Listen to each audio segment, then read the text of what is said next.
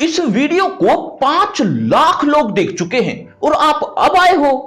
लेकिन कोई बात नहीं, आए हो तो निराश नहीं जाने देंगे, क्योंकि आज मैं आपको वाच्य के 4 स्टेप्स बताऊंगा। उन 4 स्टेप्स से आपके वाच्य कभी गलत नहीं होंगे। बस आपको इस वीडियो को अंत तक देखना और सुनना है, समझाना मेरा काम है। तो आइए चलते हैं स्क्रीन पर। नमस्ते, मेरा नाम आशीष है। वाच्य को सीखने से पहले आपको कर्ता और क्रिया के बारे में नॉलेज होनी चाहिए। यदि आप कर्ता और क्रिया के बारे में नहीं जानते या कम जानते हैं तो कोई बात नहीं, मैं आपको कुछ ही समय में कर्ता और क्रिया दोनों को समझा देता हूं। उसके बाद आप वाच्य को अच्छे से सीख पाओगे। देखो, क्रिया, किसी भी वाक्य में क्रिया को पहचानने का आसान सा तरीका है, और वो है कि वाक्य में काम क्या हो रहा है। जो काम हो रहा है वह क्रिया है। जैसे राम पुस्तक पढ़ता है, इस वाक्य में काम क्या हो रहा है? काम हो रहा है पढ़ना, तो क्रिया हुई पढ़ता है। इसी तरह से बच्चे बाग में घूम रहे हैं, तो इसमें काम क्या हो रहा है? काम हो रहा है घूमना, तो क्रिया हुई घूम रहे हैं। और इस आखिरी वाक्य में काम हो रहा है हंसना, इसलिए क्रिया हुई हंस रहा है। एक और पहचान भी है क्रिया की। किसी भी शुद्ध वाक्य में क्रिया हमेशा वाक्य के अंत में मिलती है।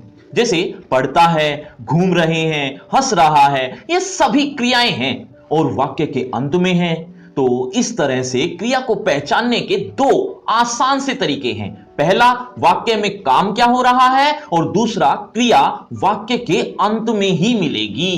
क्रिया के 2 भेद होते हैं, सकर्मक और अकर्मक। सकर्मक मतलब कर्म के साथ और अकर्मक मतलब कर्म के बिना। यानी वाक्य में यदि कर्म हुआ तो वह सकर्मक क्रिया होगी, और यदि वाक्य में कर्म नहीं हुआ तो वह अकर्मक क्रिया होगी। लेकिन हमें कैसे पता चलेगा कि किस वाक्य में कर्म है और किस वाक्य में नहीं? इसका भी एक आसान सा तरीका है।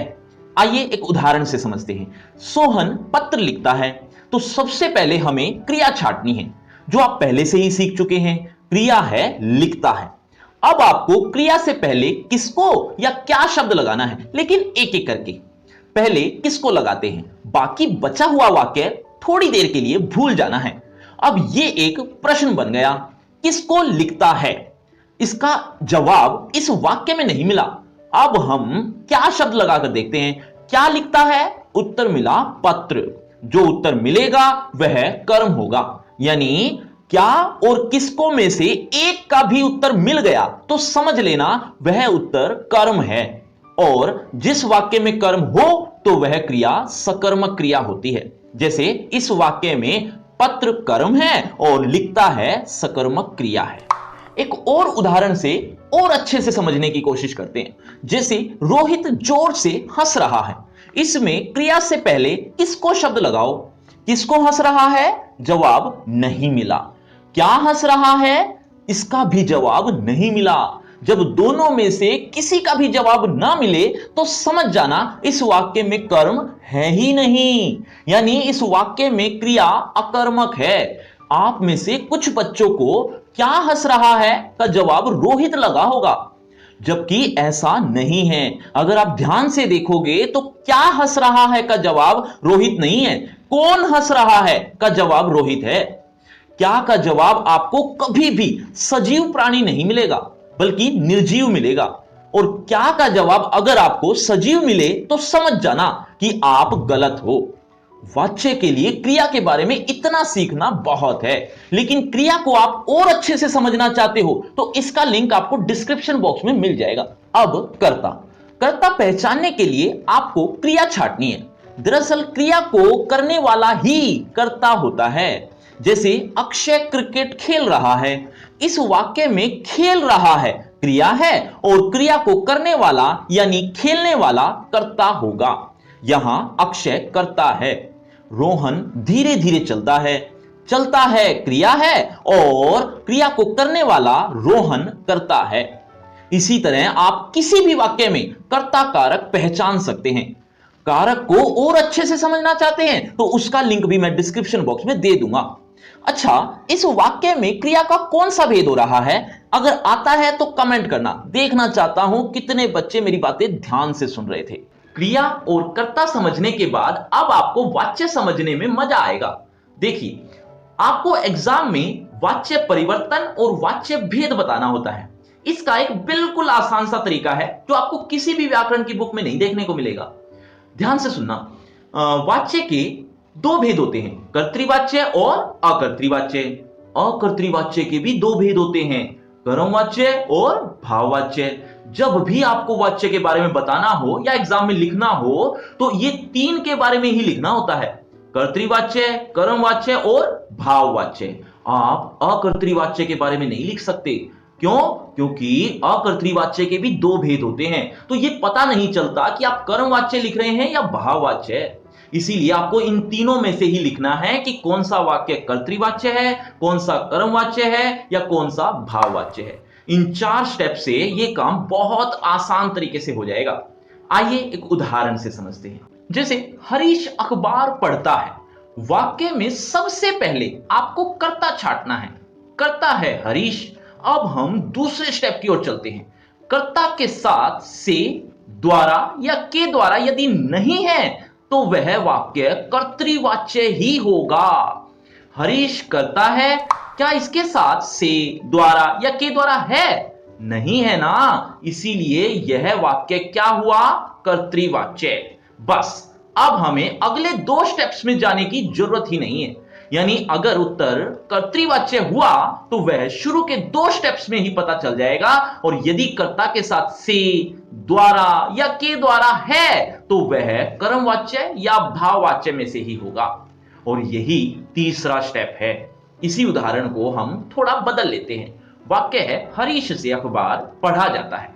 हरीश कर्ता हो गया, कर्ता के साथ से आया हुआ है। से की बजाय द्वारा या के द्वारा होता तो भी वही बात होती, इससे फर्क नहीं पड़ता। जैसे हरीश द्वारा अखबार या हरीश के द्वारा अखबार पढ़ा जाता है, बात एक ही है। यानी से, द्वारा या के द्वारा एक दूसरे के पर्यायवाची हैं। तो कर्ता के साथ से आया हुआ है, इसीलिए यह वाक्य कर्मवाच्य या भाववाच्य ही होगा। अब इन दोनों में से कौन सा होगा, इसके लिए हमें चौथा स्टेप यूज करना है, जो है क्रिया को पहचानना। मतलब आपको क्रिया छांटनी है और यह देखना है कि क्रिया का भेद कौन सा है, सकर्मक क्रिया है या अकर्मक, जो आप ऑलरेडी सीख चुके हैं। यदि सकर्मक क्रिया है तो कर्मवाच्य और अकर्मक क्रिया हो तो वह भाववाच्य होगा। जैसे इस वाक्य में क्रिया है पढ़ा जाता है, यानी सकर्मक क्रिया, इसीलिए यह वाक्य कर्मवाच्य होगा। हम दूसरे उदाहरणों से और अच्छे से समझने की कोशिश करते हैं। देखो, बच्चे बाग में घूम रहे हैं। हमें सबसे पहले पहला स्टेप देखना है, कर्ता छांटो। कर्ता है बच्चे। अब दूसरा स्टेप, कर्ता के साथ से, द्वारा या के द्वारा यदि नहीं है तो वह कर्तृवाच्य होगा। और इस वाक्य में कर्ता के साथ से, द्वारा या के द्वारा नहीं है तो यह कर्तृवाच्य है। एक और उदाहरण देखिए, कुणाल से बैठा नहीं जाता। सबसे पहले हमें कर्ता छांटना है, जो है कुणाल। कर्ता के साथ से लगा हुआ है तो यह वाक्य कर्तृवाच्य नहीं हो सकता। अब हमें अगले स्टेप्स की ओर बढ़ना है, मतलब हमें क्रिया का भेद पता करना है। क्या बैठा नहीं जाता, किसको बैठा नहीं जाता, उत्तर नहीं मिला। ध्यान रहे, किससे बैठा नहीं जाता इसका उत्तर तो मिल रहा है, लेकिन किसको बैठा नहीं जाता इसका उत्तर नहीं मिला। इसलिए क्रिया अकर्मक है और अकर्मक क्रिया आने पर भाववाच्य हो जाएगा। कोई भी बात अगर आपको समझ में नहीं आ रही तो कमेंट करके पूछ भी सकते हो, और अगर यहां तक समझ में आ गया तो इन 2 में से किसी एक का भी वाच्य भेद बता सकते हो तो कमेंट करना। देखते कितने बच्चे ठीक होते हैं। एक बात और ध्यान रखना, ये जो 4 स्टेप हैं इनको क्रम के अनुसार ही यूज करना है। मतलब सबसे पहले पहला स्टेप, दूसरे नंबर पर दूसरा, और इसी तरह से तीसरा और चौथा। अक्सर बच्चे क्या करते हैं, पहले स्टेप के बाद तीसरे और चौथे स्टेप पर जंप कर जाते हैं। ऐसा करने पे पैंट फट जाती है, ध्यान रखना, यानी गलत हो जाता है। एक थोड़ा अलग उदाहरण लेते हैं। सुरेश को भोजन खिला दिया। वाच्य भेद बताना है। सबसे पहले कर्ता छाटेंगे। कर्ता आपने छाट ही लिया होगा, कर्ता है सुरेश, है ना? जी नहीं, ध्यान से देखो, क्रिया को करने वाला कर्ता होता है। क्रिया है खिला दिया, खिलाया किसने, वो इस वाक्य में है ही नहीं, यानी इस वाक्य में कर्ता ही नहीं है। ऐसी सिचुएशन में क्या करोगे, पहले स्टेप को छोड़कर दूसरे या तीसरे स्टेप पर जंप करोगे? नहीं, बिल्कुल नहीं। जब तक पहला स्टेप नहीं, तब तक बाकी के जो स्टेप्स हैं वो काम नहीं करेंगे। इसके लिए सिंपल सी चीज है, अगर कर्ता नहीं है तो आप अपनी तरफ से लगा लेना। जैसे मोहन, मुकेश, राम, कुछ भी। जैसे यहां पर राम लगा देते हैं, राम सुरेश को भोजन खिला दिया। अब ये वाक्य तो बना ही नहीं। राम से सुरेश को भोजन खिला दिया, ये वाक्य भी नहीं बना। राम ने सुरेश को भोजन खिला दिया, हां ये वाक्य बन गया। हालांकि आपने तो शुरू में ही ये वाला सोच लिया होगा। ये तो मैं आपको ये बता रहा था कि इस तरह से ने या से लगाकर जो फिट बैठता है वही कर्ता लगा लेना। अब कर्ता आ गया। अब 4 स्टेप फॉलो करने हैं। जो उत्तर आए कमेंट में जरूर बताना। देखते हैं कितने बच्चे समझ गए। ये तो हुआ वाच्य भेद पहचानने का तरीका, लेकिन वाच्य भेद के साथ साथ वाच्य परिवर्तन भी आता है एग्जाम में। वाच्य परिवर्तन का मतलब एक प्रकार के वाच्य को दूसरे प्रकार के वाच्य में बदलना। इसका भी एक आसान सा तरीका है। देखिए, रविंद्र क्रिकेट खेलता है। इसका वाच्य परिवर्तन के लिए हमें ये 3 स्टेप्स फॉलो करने हैं। कुछ कुछ तो पहले जैसे ही हैं। जैसे पहला है कर्ता छाटो और कर्ता है रविंद्र।